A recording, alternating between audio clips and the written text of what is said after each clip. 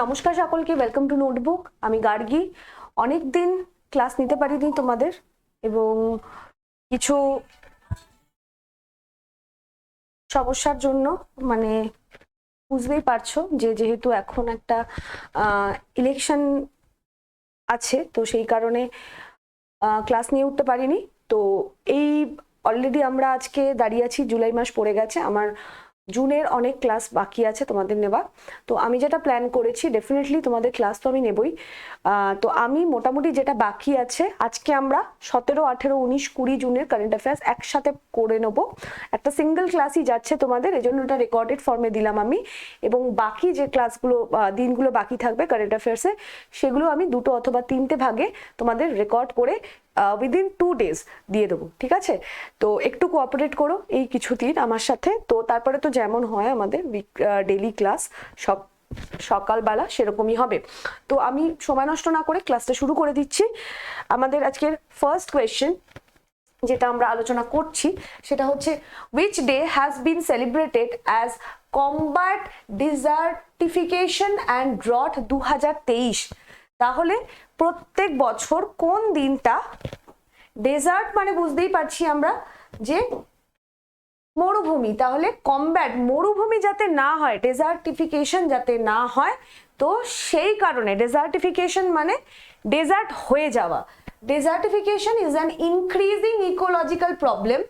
It occurs when previously fertile land becomes desert through deforestation, drought or improper agriculture.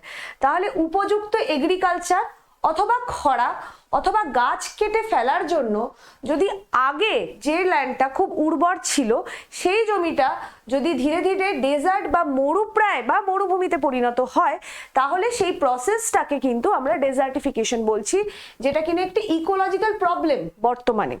তো এই ডেজার্টিফিকেশনটা combat করার জন্য বিশেষ করে এই 3টে দেখতে পাচ্ছ তোমরা, খরা বহু জায়গায় হয়, খুব বেশি করে আমরা আজকাল দেখতে পাচ্ছি ডিফরেস্টেশন, রং এগ্রিকালচার।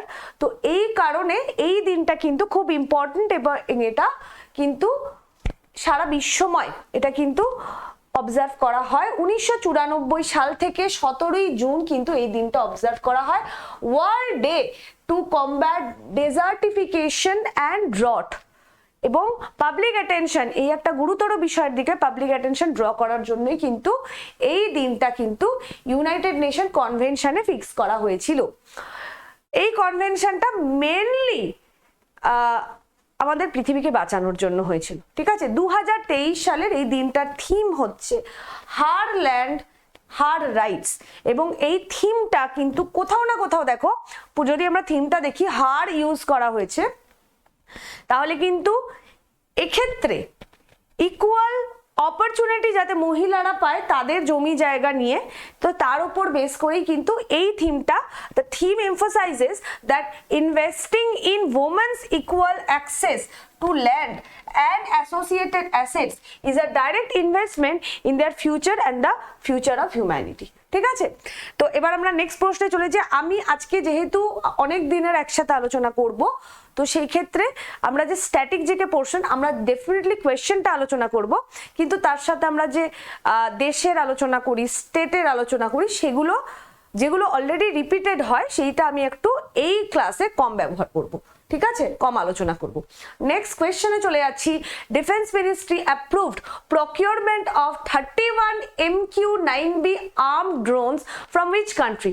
রিসেন্টলি ভারতের যে মিনিস্ট্রি অফ ডিফেন্স আছে তারা অ্যাপ্রুভাল দিয়েছে যে 31টা MQ-9B আর্মড ড্রোনস কিন্তু তারা ইউনাইটেড স্টেট থেকে প্রকিউর করবে, ঠিক আছে? এই ড্রোনস গুলো রিসেন্টলি, এটা আমরা দেখেছি কিছুদিন আগেই প্রধানমন্ত্রী নরেন্দ্র মোদী ইউএস ভিজিট করেছিলেন এবং সেখানে কিন্তু ফাইনালি এটা অ্যানাউন্স করেছেন। এবং এর উদ্দেশ্য হচ্ছে প্রধানত এটা অ্যাডভান্স ড্রোন, যার প্রধান উদ্দেশ্য enhance India's surveillance capabilities and strengthen it's armed force. MQ-9B drones এর সম্পর্কে আরো ডিটেলে তোমাদের পিডিএফ এ দেওয়া আছে, একটু আমরা ছবিটা দেখে নিই। সেটা হচ্ছে এইটা হচ্ছে MQ-9B ড্রোনস। নেক্সট কোয়েশ্চনে চলে যাচ্ছি। Bangkok vision 2030 will be adopted in which summit recently? ভিশনটা সম্পর্কে একটু জানবো এবং এইটা মনে রেখো, অনেক সময় এই ধরনের প্রশ্নগুলো দেয় যে ব্যাংকক ভিশন কোন সামিটে অ্যাডপ্ট করা হলো, তো তোমাদের উত্তর হবে বিমস্টেকের যে summit recently as per the secretary in the Ministry of External Affairs BIMSTEC summit, যেটা কিনা এই বছরের শেষের দিকে হওয়ার কথা আছে, সেখানে কিন্তু এই ব্যাংকক ভিশন 2023কে নেওয়া হবে বা অ্যাডপ্ট করা হবে। এবং এই যে ভিশনটা সেটা কিন্তু থাইল্যান্ড মেনলি প্রপোজ করবে। এটা ভিশনটা মানে ব্যাংকক ভিশন মানে থাইল্যান্ডের ভিশন, এবং এটা বিল্ড করবে prosperous, resilient and open, moving us in a forward looking trajectory for sustainable and balance গ্রোথের ওপর। ঠিক আছে, এই যে ভিশনটা সেটা ইউনাইটেড নেশন সাস্টেনেবল গোলের যে ভিশনটা আছে সেই ভিশনের ওপর বেস করেই কিন্তু এই ভিশনটা মেনলি ব্যাংককের বিমস্টেক যে দেশগুলো আছে তারা অ্যাডপ্ট করবে। ঠিক আছে, তাহলে Bangkok vision related with BIMSTEC, এটা খেয়াল রেখো। নেক্সট প্রশ্নে চলে যাচ্ছি আমরা। আজকে 4 নম্বর প্রশ্ন, government has decided to rename Nehru Memorial Museum and Library Society to what? তাহলে recently government of India decide করেছে যে নেহেরু মেমোরিয়াল মিউজিয়াম, এটা ওয়ান লাইনার হিসেবেই মনে রেখো, এখানে আমি একটু ডিটেলস দিয়েছি তোমরা পড়ে নিও, কিন্তু জাস্ট রিনেমিং গুলো ওয়ান লাইনার হিসেবে মনে রেখো যে recently government of India decide করেছে যে নেহেরু মেমোরিয়াল মিউজিয়াম এবং লাইব্রেরি সোসাইটিকে তারা রিনেম করবে prime minister museum and library society বলে। একটা স্পেশাল মিটিংয়ে কিন্তু এটা ডিসাইড হয়েছে। ঠিক আছে, চলো নেক্সট প্রশ্ন। Where has the first women's kabaddi league been inaugurated recently? Pro kabaddi league যেটা আমরা দেখি যে মেন্স কাবাডি লিগ, সেটা কিন্তু প্রচন্ডভাবে সাকসেসফুল এবং তারই ওপর বেস করে প্রথমবারের জন্য ওমেন্স কাবাডি লিগ কিন্তু রিসেন্টলি দুবাই, ইউএই দুবাইতে কিন্তু ইনগ্রেট করা হয়েছে। ঠিক আছে, এবং বুঝতেই পারছো ইনগ্রেল সেশনটা সেটা দুবাইতেই হচ্ছে, ইউএইতে, এবং এটা শুরু হবে অলরেডি, মানে অ্যাকচুয়ালি যেহেতু গ্রেট ফ্যানফেয়ার 16ই জুন, এটা অলরেডি ডান, 16ই জুন থেকে 27শে জুনের মধ্যে পুরো হয়েছে। এবং এবার আমরা এটা নেক্সট ক্লাসগুলো আলোচনা করবো যে এটা কতটা সাকসেসফুল, বাট 16 থেকে 17ই জুনের মধ্যে কিন্তু এটা অনুষ্ঠিত হয়েছে। কাবাডির ক্ষেত্রে প্রথম এরকম ওমেন্স কাবাডি লিগ কিন্তু অর্গানাইজ করা হচ্ছে। হিস্টোরিক ইভেন্ট, গ্লোবাল স্টেজে কখনো কাবাডি, বিশেষ করে মহিলাদের কাবাডি নিয়ে কিন্তু এতটা ভাবা হয়নি। টোটাল 8 টিমস এখানে পার্টিসিপেট করেছে, 8টা টিম, এবং সেখানে টোটাল 96 জন প্লেয়ার পার্টিসিপেট করেছে। টোটাল যে 8টা টিম তাদের নাম হচ্ছে Delhi dynamite, Gujarat angels, great Marathas, Haryana hustlers, Punjab panthers, Rajasthan raiders, Uma Kolkata and Bengaluru hawks. ঠিক আছে, এবং নিশ্চয়ই যেহেতু এটা অলরেডি হয়ে গেছে তোমরা আমাকে উত্তর দিতে পারবে কমেন্ট সেকশনে যে অলরেডি এই যে প্রথম মহিলা কাবাডি লিগ এটা উইনার কে হয়েছে, তো কমেন্ট করে তোমরা জানিয়ে দিও আমায়। Next, when has autistic pride day been celebrated recently? Autism ডিজিজটা সম্পর্কে আমরা নিশ্চয়ই সকলে সচেতন, তো অটিজম স্পেকট্রাম ডিসঅর্ডার এইটার বিষয়ে কিন্তু মানুষকে জাগ্রত করার জন্য এই দিনটা অবজার্ভ করা হয় প্রত্যেক বছর 18ই জুন। আমরা কিন্তু অনেক ক্ষেত্রে দেখি যে যারা অটিজম এফেক্টেড মানুষজন আছেন তাদেরকে অনেক ক্ষেত্রে অনেক সমস্যার সম্মুখীন হতে হয় ইকুয়াল রাইটস পেতে, ইকুয়াল ভাবে সমস্ত কিছু পেতে। তো আমাদের কিন্তু তাদেরকে, সাধারণ মানুষ ডেফিনেটলি তাদের কিছু সমস্যা আছে, তারা সেইভাবে এবেলড নয়, কিন্তু তাদেরকে কিন্তু ইকুয়াল অপরচুনিটি সব ক্ষেত্রে বা ইকুয়াল সুযোগ সুবিধা দেওয়াই কিন্তু, এবং তাদের যে প্রাইড, তাদের যে যতটুকু সম্মান সেটা যাতে বজায় রেখে তাদেরকে দেওয়া যায়, সেই কারণে মানুষকে, কারণ সবাই তো সমান না, অনেকে অনেক সময় অনেক ধরনের বিরূপ আচরণ করে ফেলে, যেটা যাতে না করে সেই কারণেই কিন্তু এই দিনটা সাধারণ মানুষকে এই অটিজমের ব্যাপারে জাগ্রত করার জন্যই অবজার্ভ করা হয়ে থাকে। 2005 সালে অ্যাসপিস ফর ফ্রিডম, যেটা কিনা একটা কমিউনিটি এই অটিজম নিয়ে মানুষকে সচেতন করার জন্য, তারা প্রথমবারের জন্য কিন্তু অটিস্টিক প্রাইড ডে অবজার্ভ করে, এবং তারপর থেকে কিন্তু এই দিনটা অবজার্ভ করা হয়। মেনলি অটিস্টিক পেশেন্ট যারা আছে বা অটিস্টিক যারা আছেন তাদের সাথে যেন কোনো রকম যাতে ডিসক্রিমিনেশন না হয় সেই কারণেই দিনটার observance. Next, according to the recently released CIPRI report, which country has the maximum number of nuclear arsenals in the world? CIPRI কি এটাই আগে একটু আলোচনা করে দিই। What is CIPRI? CIPRI হচ্ছে একটা independent Stockholm international piece research institute. CIPRI এটা একটা ইন্ডিপেন্ডেন্ট ইন্টারন্যাশনাল ইনস্টিটিউট যার প্রধান উদ্দেশ্যই হচ্ছে এই research into conflict, armaments, arm control and disarmament এই নিয়ে রিসার্চ করা। 1966 সালে স্টকহোমে এর প্রথম পথ চলা শুরু এবং এর প্রধান উদ্দেশ্যই হচ্ছে ডেটা প্রোভাইড করা, অ্যানালিসিস করা এবং রেকমেন্ড করা based on open sources to policy makers, researchers, media, interested public. এই রিসেন্টলি সিপ্রির তরফ থেকে সিপ্রির যে ইয়ারবুক 2023 তারা রিভিল করেছে যে Russia has the highest number of stored nuclear arsenals followed by US এবং চায়না। তাহলে যদি আমরা নিউক্লিয়ার ক্ষেপণাস্ত্র বা নিউক্লিয়ার কি বলবো আর্সেনালস দেখি তাহলে সেক্ষেত্রে সব থেকে বেশি স্টোরড আছে রাশিয়াতে এবং তারপরেই আছে ইউএস এবং চায়নাতে। আর যদি আমরা দেখি US has deployed the highest number of nuclear arsenal followed by Russia and France. যদি আমরা স্টোরেজের ক্ষেত্রে দেখি তাহলে সব থেকে বেশি স্টোর করে রেখেছে রাশিয়া, কিন্তু যদি আমরা ডিপ্লয় করেছে কতটা ডিপ্লয় করেছে সেই বেসিসে দেখি তাহলে সব থেকে বেশি ডিপ্লয় করেছে ইউএস। বর্তমানে 9টা নিউক্লিয়ার আর্ম স্টেট আছে, এটা জাস্ট ফর তোমাদের ইনফরমেশন বলে দিচ্ছি। সেগুলি হলো মানে সারা বিশ্বে 9টা দেশের কাছে কিন্তু নিউক্লিয়ার ওয়েপন্স আছে। তারা কারা কারা? ইউনাইটেড স্টেটস, রাশিয়া, চায়না, এরা হচ্ছে প্রধান। এছাড়াও যারা আছে তারা হচ্ছে UK, France, India, Pakistan, north Korea and Israel. এবং এই যে তিনটে দেশ রাশিয়া, ইউএস অ্যান্ড চায়না, এরা কিন্তু সব থেকে বেশি কিন্তু এখনো অবধি 2022 অবধি সব থেকে বেশি তাদের কিন্তু এই নিউক্লিয়ার ক্যাপাবিলিটি কিন্তু সব থেকে বেশি বাড়িয়েছে এখনো অবধি।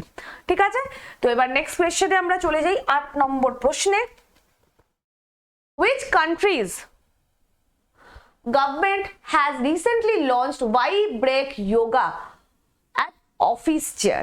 তাহলে রিসেন্টলি আমরা 21শে জুন অবজার্ভ করেছি ওয়ার্ল্ড যোগা ডে বা ইন্টারন্যাশনাল যোগা ডে, আন্তর্জাতিক যোগ দিবস, এবং সেখানে কিন্তু একটা নতুন কনসেপ্ট আনা হয়েছে ওয়াই ব্রেক যোগা।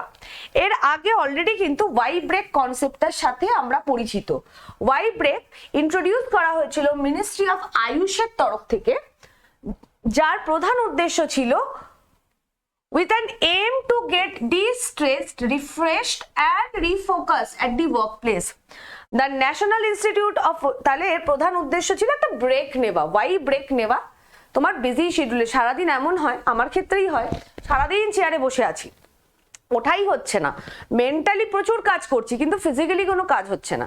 তো ওই জন্যই ওয়াই ব্রেকের কনসেপ্টটা আনা হয়েছিল মিনিস্ট্রি অফ আয়ুষের তরফ থেকে। এবং রিসেন্টলি এই বছর কিন্তু ইন্টারন্যাশনাল যোগা ডের দিন বলা হচ্ছে যে Y break yoga at office chair, যাতে মানে কিছু হ্যান্ডি কিছু যোগা করা, চেয়ার থেকে ওঠো, হ্যান্ডি কিছু যোগা করে নাও, যাতে তুমি ডিস্ট্রেস হতে পারো, রিফ্রেশড হতে পারো, রিফোকাসড হতে পারো। ঠিক আছে, next. Recently, which country will join UNESCO again in July? Recently, UNESCO তে আবারও জয়েন করতে চলেছে ইউনাইটেড স্টেটস এই বছরের জুলাই মাস থেকে। এর আগে আমরা দেখেছি the move marks an end of more than 10 years of Washington's dispute with the UN Cultural Agency, following which US left UNESCO in United states UNESCO ছেড়ে দিয়েছিল 2018-এ, কারণ 2018 মানে প্রায় আজ থেকে 10 বছর আগে, একটা ডিকেড আগে কিছু সমস্যার জন্য একটা ডিসপিউট হয়েছিল ওয়াশিংটনের সাথে, এবং তারপর ইউনাইটেড স্টেটস কিন্তু ইউনেস্কো লিভ করে এবং বর্তমানে কিন্তু আবারও ইউনাইটেড স্টেটস ইউনেস্কো জয়েন করতে চলেছে জুলাই মাসে। Next, recently India and which country have set a target of reaching 100 billion in non-oil trade by 2023?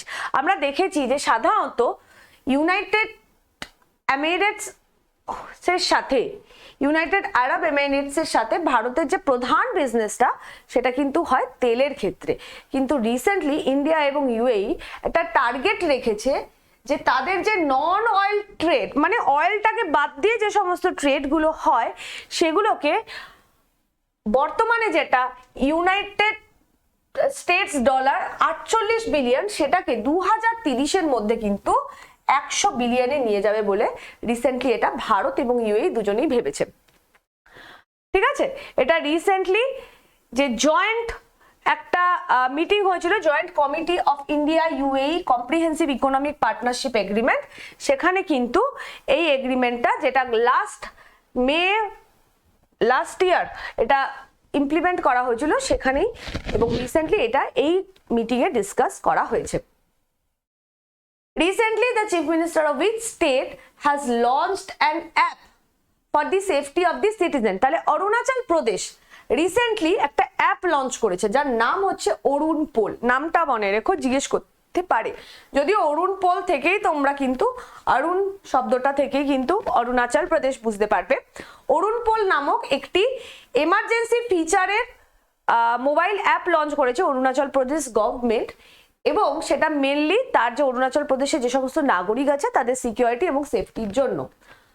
এখানে মেনলি এটা অরুণাচল প্রদেশের যে সিটিজেনরা আছে তারা এই অ্যাপের মাধ্যমে তাদের কমপ্লেন, ক্রাইসিসের সময় তাদের কমপ্লেন রেজিস্টার করতে পারবে, এবং বিভিন্ন সময় শুধু ক্রাইসিস না, বিভিন্ন সার্ভিস পাওয়ার জন্য কিন্তু তারা এই অ্যাপটি ইউজ করতে পারে। তাহলে অরুণাচল গভর্নমেন্ট রিসেন্টলি অরুণ পোল নামক একটি অ্যাপ লঞ্চ করলো। Where has the first Hindu-America summit been organized? In America recently?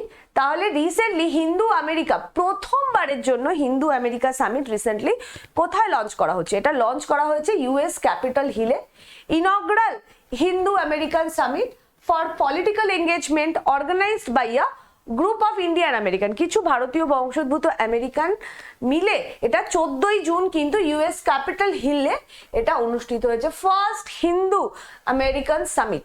এবং এর প্রধান উদ্দেশ্যই ছিল bring attention and support for the concerns and issues faced by the Hindu community which has been underrepresented in politics।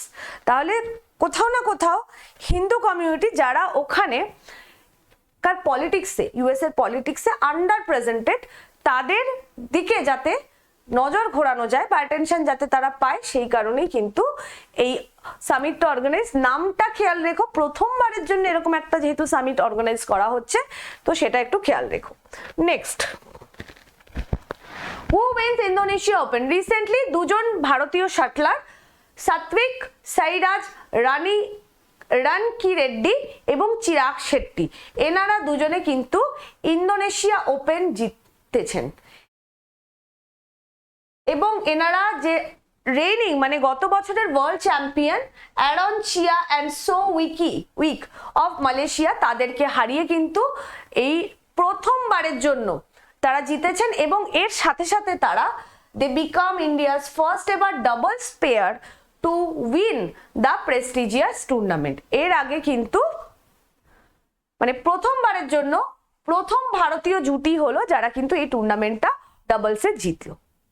Next, first ever treaty to protect marine life in high seas have been added by whom? তাহলে United নেশনের প্রথমবারের জন্য high C বা উচ্চতর মানে কি বলবো, high C মানে mainly high C মানে হচ্ছে ইন্টারন্যাশনাল যে লাইন থাকে ওয়াটারে, তার বাইরে যে ওয়াটারগুলো সেইখানে মারিন লাইফকে, দেখো ইন্টারন্যাশনাল ওয়াটার যেটা আমরা বলে দিই, প্রত্যেকটা দেশের যে মারিন যে বাউন্ডারি সেটা সেই দেশের জলজ যে বাউন্ডারি সেটার পরে 12 নটিক্যাল মাইলস মতো থাকে। তার বাইরে যেটা জল সেটা ইন্টারন্যাশনাল ওয়াটার হিসেবেই ট্রিট করা হয় এবং সেখানে মারিন লাইফ এর প্রোটেকশন সেফটি সেটা কিন্তু কোথাও না কোথাও দেখা যায় নেগলেক্টেড।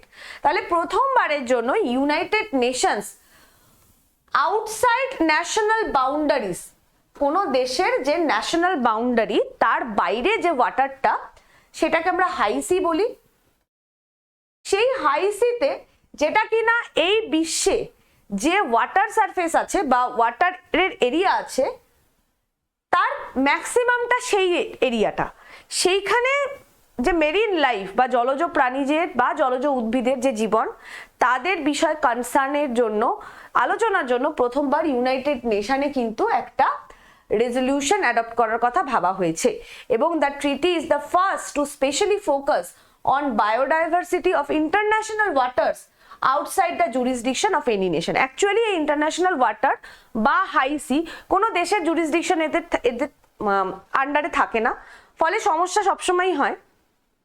যেমন ফলে সমস্যা সবসময় হয় যে এই তো ধরো ভারত আর যে কোনো দেশই ধরে নি, ভারত আর শ্রীলঙ্কা বা ভারত আর কি বলবো, বা আমি একটু অন্যদিকে যাচ্ছি, ভারত আর শ্রীলঙ্কাই ধরে নাও, মানে এটা হয়তো ভুলভাল একটা এক্সাম্পল দিচ্ছি, যে ভারতের বাইরে 12 নটিক্যালস মাইল অব্দি ভারতের জলজ এরিয়া, শ্রীলঙ্কার বাইরে 12 নটিক্যালস মাইল অব্দি শ্রীলঙ্কার।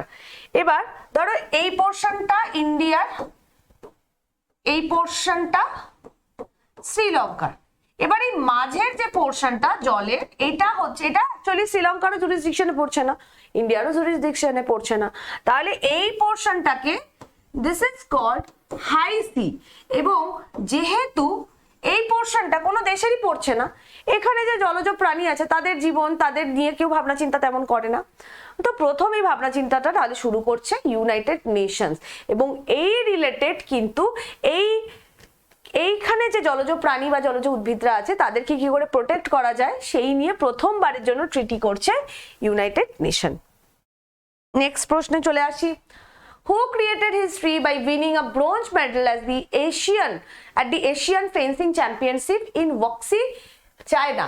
এনাকে সবাই চেনো তোমরা অলিম্পিকের সময় থেকে, অলিম্পিয়ান CA ভবানী দেবী রিসেন্টলি হিস্ট্রি ক্রিয়েট করেছেন এবং ভারতে প্রথমবারের জন্য এশিয়ান ফেন্সিং চ্যাম্পিয়নশিপে কিন্তু উনি ভারতের হয়ে প্রথম কোনো ভারতীয় এশিয়ান ফেন্সিং চ্যাম্পিয়নশিপে কিন্তু মেডেল জিতলেন, ব্রোঞ্জ মেডেল জিতেছেন ভবানী দেবী। ঠিক আছে, উনি উজবেকিস্তানের ওনার প্রতিদ্বন্দ্বী ছিল, তাকে হারিয়ে কিন্তু উনি এই মেডেলটা জিতেছেন। World refugee day is celebrated on which day? প্রত্যেক বছর 20 জুন।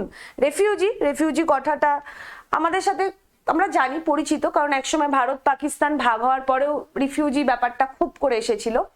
তো এই যে রিফিউজি সারা বিশ্বে প্রচুর পরিমাণে যে রিফিউজি আছে তাদের লাইফ তাদের বিষয়ে সাধারণ মানুষকে অ্যাওয়্যার করার জন্য এই দিনটা অবজার্ভ করা হয়। ইউনাইটেড নেশন জেনারেল অ্যাসেম্বলি এই দিনটার জন্য 2000 সালে একটা রেজলিউশন নিয়েছিল এবং তারপর থেকে এই দিনটা অবজার্ভ করা হয়। 2013 সালে ওয়ার্ল্ড রিফিউজি ডে থিম হচ্ছে hope away from home.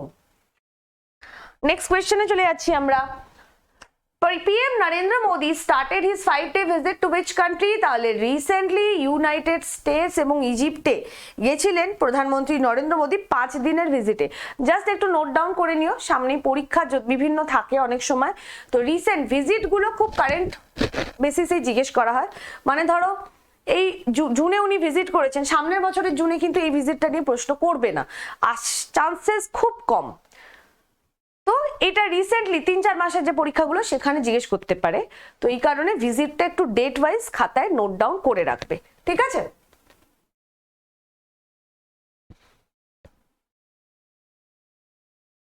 Indigenously built warship INS Kirpan has been gifted by India to which country? Recently ভারতীয় প্রযুক্তিতে তৈরি INS কিরপান কোন দেশকে গিফট করেছে? ভিয়েতনামকে গিফট করেছে defence minister Rajnath Singh. Recently ওনার যে Vietnamese counterpart general Phan Van গ্যাং কে কিন্তু রিসেন্টলি ওনাদের একটা বাইল্যাটারাল ডিফেন্স কোঅপারেশনের জন্য ওনাদের মধ্যে আলোচনা হয়েছিল এবং মিটিং প্রোগ্রেস এই সমস্ত কিছুর ওপরে উনি কিন্তু ভারতের তরফ থেকে আইএনএস কিরপানকে কিন্তু ভিয়েতনামের হাতে তুলে দিয়েছেন। এছাড়াও এখানে কি কি আলোচনা হয়েছে, বাইল্যাটারাল কি কি টক হয়েছে, এখানে এই রিলেটেড কিছু বলা আছে। যেহেতু এটা গুরুত্বপূর্ণ প্রশ্ন যে কোন ইন্ডিয়ান নেভাল শিপকে ভিয়েতনামের হাতে তুলে দেওয়া হয়েছে, সেটা হচ্ছে আইএনএস কিরপান।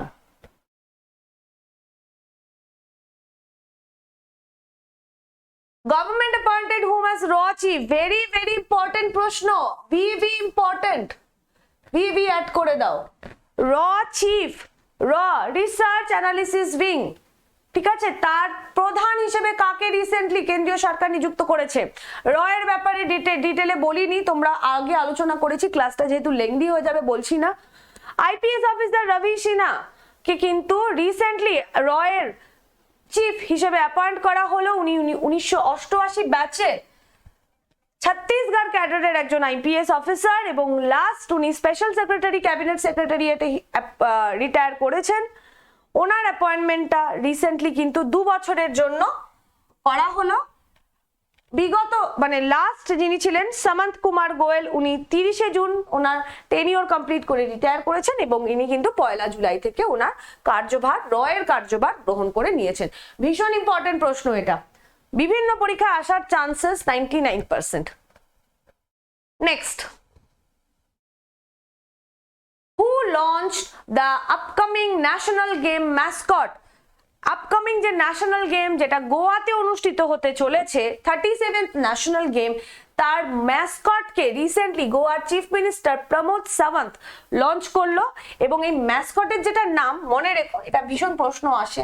37 ন্যাশনাল গেমস যেটা গোয়াতে অনুষ্ঠিত হতে চলেছে তার ম্যাসকটের নাম হচ্ছে Muga.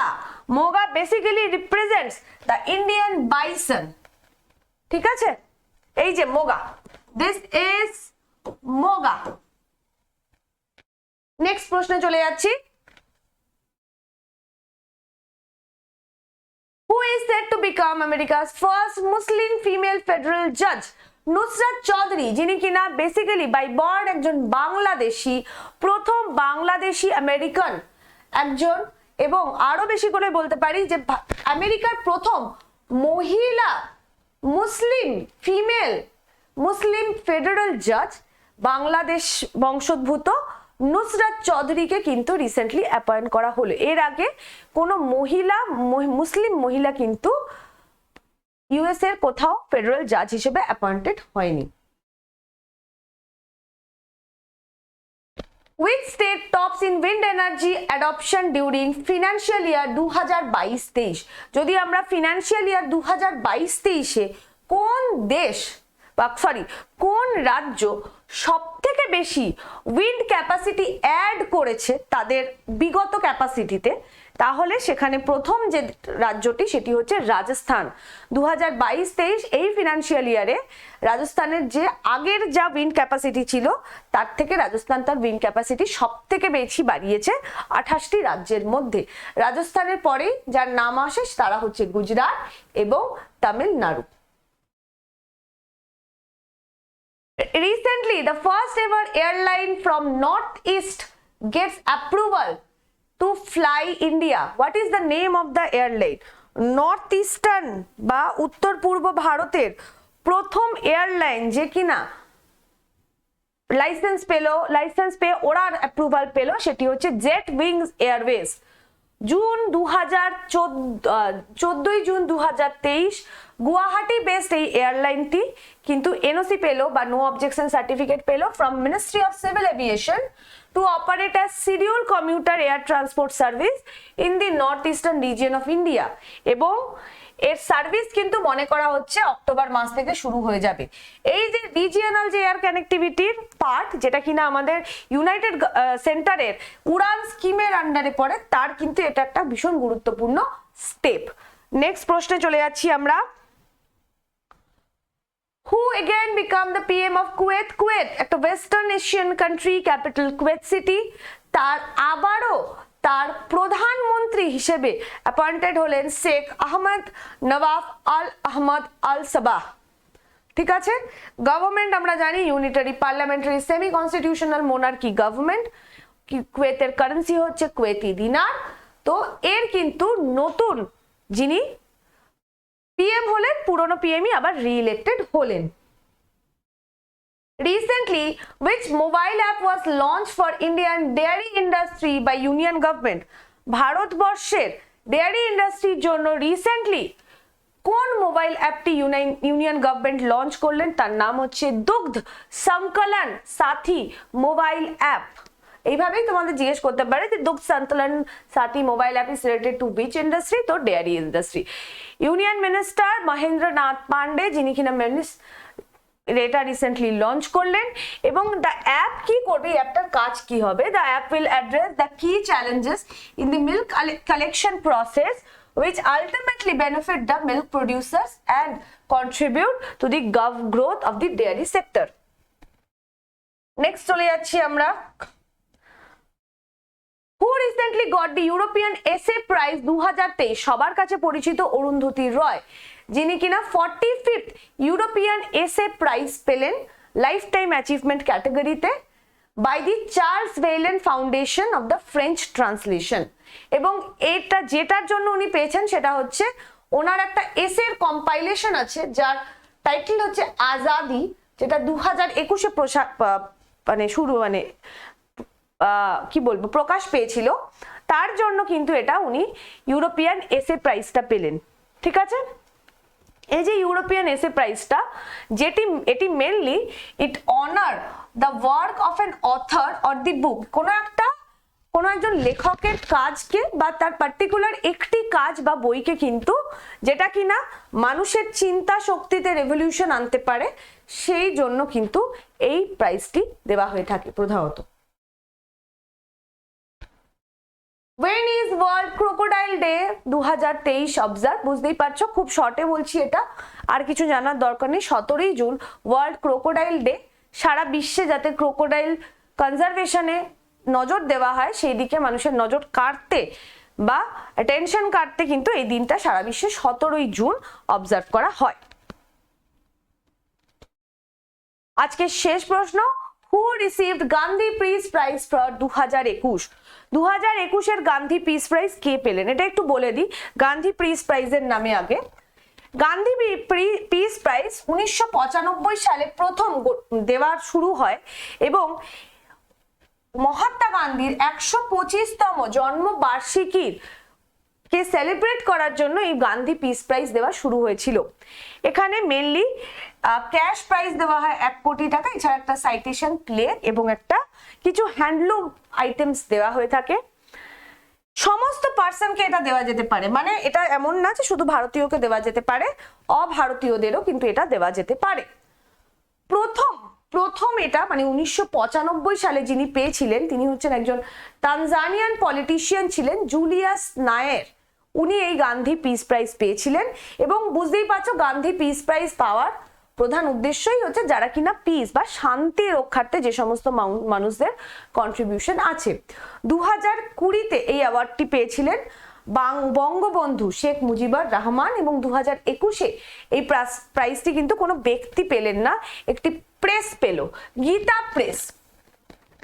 Ministry of culture has named Gita press, যেটা কিনা গোরখপুরে অবস্থিত, ইউপির গোরখপুরে, এবং এটা একটা পাবলিকেশন হাউস। তারা কিন্তু এই অ্যাওয়ার্ডটি পেল গান্ধী পিস প্রাইজ 2021 এবং for the institution in community service, community সার্ভিসে ওনাদের কন্ট্রিবিউশনের জন্যই কিন্তু এটা পেল। দ্য অ্যাওয়ার্ড কি, এই অ্যাওয়ার্ডটা কাদের অ্যাকনলেজ করে? Its outstanding contribution towards social, economic and political transformation through non violence and other Gandhian method. Gandhian method বলতে আমাদের মাথায় যেটা প্রথম আসে সেটা হচ্ছে অহিংসা, নন ভায়োলেন্স। তাহলে অহিংসা এবং অন্যান্য গান্ধিয়ান মেথডে যারা কিনা সারা মানে সোসাইটির তে কন্ট্রিবিউট করতে পারে তার আপলিফমেন্টের জন্য, ইকোনমিক পলিটিক্যাল ডেভেলপমেন্টের জন্য, তাদেরকে সাধারণত এই প্রাইজটা দেওয়া হয়। এইবারে অদ্ভুতভাবে এটি কিন্তু একটি পাবলিকেশন হাউস যার নাম Gita press, Gorakhpur base publication হাউসকে কিন্তু এই অ্যাওয়ার্ডটি দেওয়া হলো। এবার তোমাদের জন্য প্রশ্ন, কমেন্ট করে জানিও, হু recently honoured with governor of the year award at central banking award 2023? কোয়েশ্চেনটার উত্তর তোমরা কাইন্ডলি ভিডিওর ডেসক্রিপশনে ভিডিও ডেসক্রিপশনে না, কমেন্ট সেকশনে জানিও। So thank you to everyone আমার এই ইরেগুলারিটিটাকে একটু টলারেট করার জন্য এবং এত বড় একটা ক্লাস দেখার জন্য।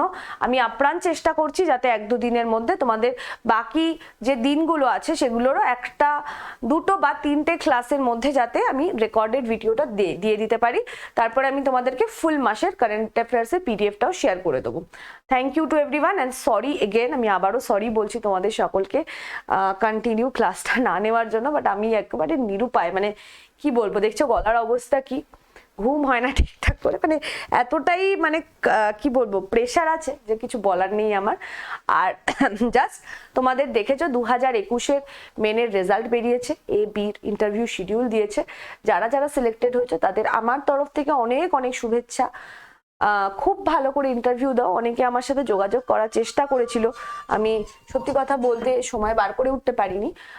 আমি চেষ্টা করছি যাতে তাদেরকে রিপ্লাই দেওয়া, মেসেজ করার, বাট এই এত লেট হয়ে যায়, 9:30, 10টা, 10:30 রোজ কোয়ার্টারে এত লেট হয়ে যায় যে সময় দিতে পারি না। এসে টায়ার্ড থাকি প্রচন্ড, সেই ঘুম ছাড়ার কোনো উপায় থাকে না।